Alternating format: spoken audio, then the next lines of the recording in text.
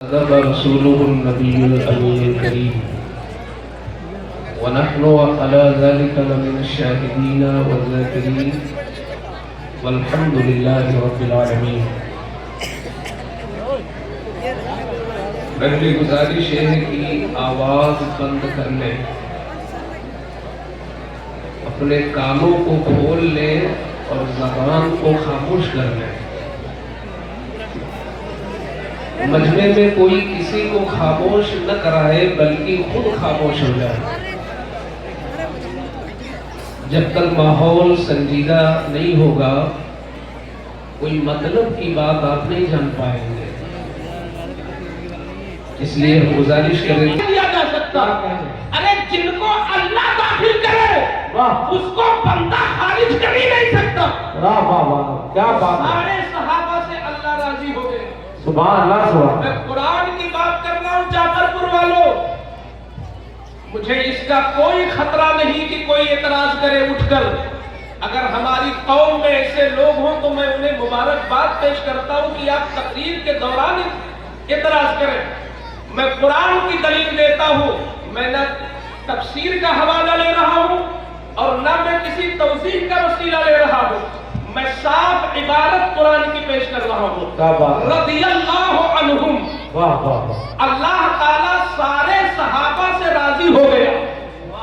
تو جب سارے صحابہ سے اللہ راضی ہے تو اگر کسی تاریخی کتاب میں 100-200 سال کی لکھی کتاب میں، 300-400 سال پہلے کی لکھی کتاب میں، 50 سال کے اندر لکھی ہوئی کتاب میں، کسی بھی تاریخی کتاب میں امیر معاویہ کے حوالے سے یا کسی اور صحابی کے حوالے سے اگر کوئی بات اس کے خلاف لکھی ہے تو وہ کتاب غلط ہے، وہ مصنف غلط ہے، وہ حوالہ غلط ہے. کیونکہ قرآن کے مقابلے میں تاریخ کو نہیں مانا جائے گا. سب سے بڑی دلیل اہل سنت کے نزدیک قرآن ہے. قرآن کے مقابلے میں تاریخ کو نہیں مانا جائے گا. نعرے تکبیر، نعرے رسالت، عظمت صحابہ، مسلک اعلیٰ حضرت. واہ واہ، سبحان اللہ سبحان. کیا کہنے ہیں. میں بتانا چاہتا ہوں آپ عقیدہ اہل سنت کی روشنی میں صحابہ کو سمجھیں. واہ واہ. کسی ملے کی کتاب کی روشنی میں ہم صحابہ کو سمجھنے پہ مجبور نہیں ہیں. ہم کسی اور مصنف کی لکھی ہوئی کتاب کی روشنی میں صحابہ اور اہل بیت کو جاننے کے محتاج نہیں ہیں. اس لیے کہ یہ وہ دو جماعتیں ہیں جن دونوں جماعتوں کا تعارف خود اللہ نے قرآن میں کرا دیا. تو قرآن ہمارے لیے کافی ہوگا. ہم کسی مصنف کی تصنیف کے محتاج نہیں ہیں. رضی اللہ عنہم، اللہ ان سب سے راضی ہو گیا. یہ صحابہ ہے. اور اہل بیت کو ذرا دیکھو. اہل بیت کو اللہ فرماتا ہے انما یرید اللہ لیذھب عنکم الرجس اہل البیت ویطہرکم تطہیرا. اللہ فرماتا ہے کہ اللہ کی مرضی یہی ہے کہ اے نبی کے گھر والوں، اے اہل بیت، اے مولا علی، اے فاطمہ، اے حسن و حسین، اللہ کی مرضی یہ ہے کہ اللہ تمہیں خوب خوب پاک کر دے. یعنی اتنا پاک کر دے کہ تمہارا ظاہر بھی پاک ہو، تمہارا باطن بھی پاک ہو.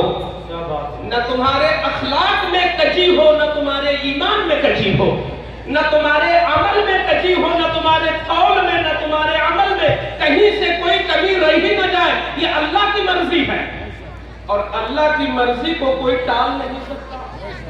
اللہ کی شان یہ ہے فعال لما یرید، وہ جو چاہتا ہے کرتا ہے. یفعل ما یشاء، اللہ جو چاہتا ہے کرتا ہے. تو جب اللہ کی مرضی یہ ہوئی کہ وہ اہل بیت کو پاک و صاف کر دے تو اب اللہ کی مرضی کو کوئی ٹال نہیں سکتا. تو نتیجہ یہ نکلا کہ اللہ نے اپنی مرضی کے مطابق اہل بیت کو ستھرا کر دیا، اہل بیت کو پاک کر دیا، اہل بیت کو پاکیزہ بنا دیا. تو قرآن اہل بیت کو پاکیزہ کہہ رہا ہے. قرآن صحابہ سے اللہ راضی ہے یہ قرآن بتا رہا ہے. تو اب ہم اہل بیت اور صحابہ کو سمجھنے کے لیے ہم تاریخ کا سہارا نہیں لے سکتے.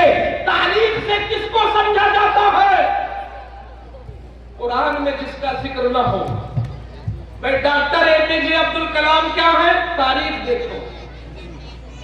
फला साहब कैसे हैं, तारीख देखो। फला डॉक्टर साहब कितनी ऊंची मंजिल पे थे, तारीख देखो। लेकिन ये सहाबा जो अहले बैत, ये तारीखी शख्सियत नहीं है। सहाबा और अहले बैत ये कुरानी शख्सियत है। वाह वाह वाह, ये कुरानी है।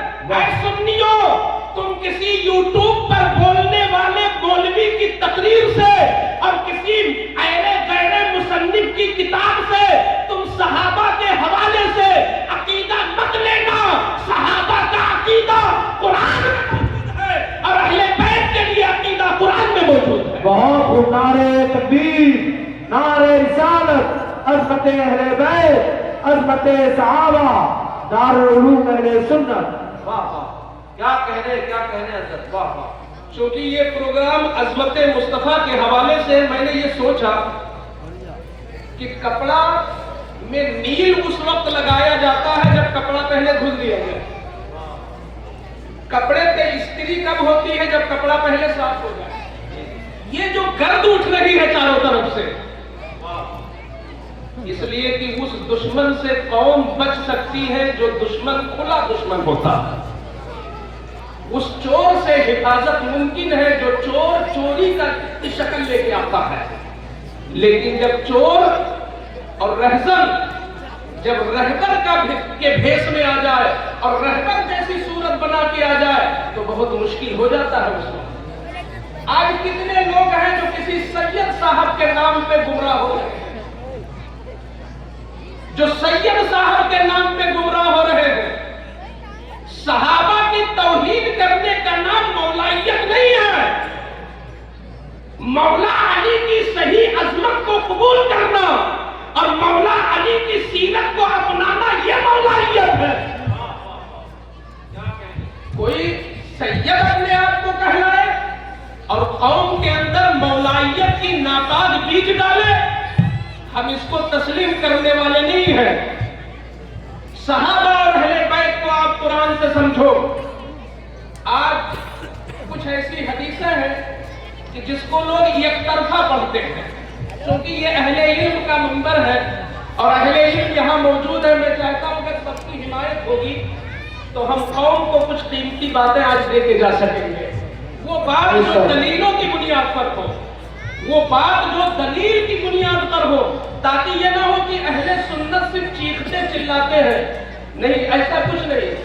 बाज़ लोग कहते हैं भाई मौलाना साहब को हो क्या जाता है कि माइक पर आते ही गुस्सा हो जाते हैं। वो गुस्सा नहीं होते हैं, वो उनके जज्बात होते हैं अपने, वो अपने जज्बात होते हैं।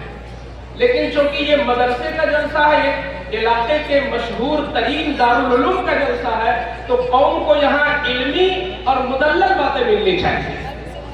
ये जितने लोग खड़े हैं और बैठे हैं, मैं नहीं समझता कि ये सारे लोग ना समझ है। इसी में कुछ लोग हैं जो बहुत अच्छा समझते हैं, बहुत लोग हैं जो बहुत सारी कीमती बातें समझ जाते हैं। इसलिए मैं चाहता हूं आज कुछ ऐसे अकीदे दे दूं सहाबा के ताल्लुक से और अहले बैत के हवाले से। लोग एक आंख से देखते हैं और एक कान से सुनते हैं, इसीलिए गुमराह हो जाते हैं। अल्लाह ने दो आंखें दिया है, दोनों से देखो, और अल्लाह ने दो कान दिया है तो दोनों से सुनो। अब मिसाल के तौर पर मैं एक हदीस पेश करता हूं। मेरे आका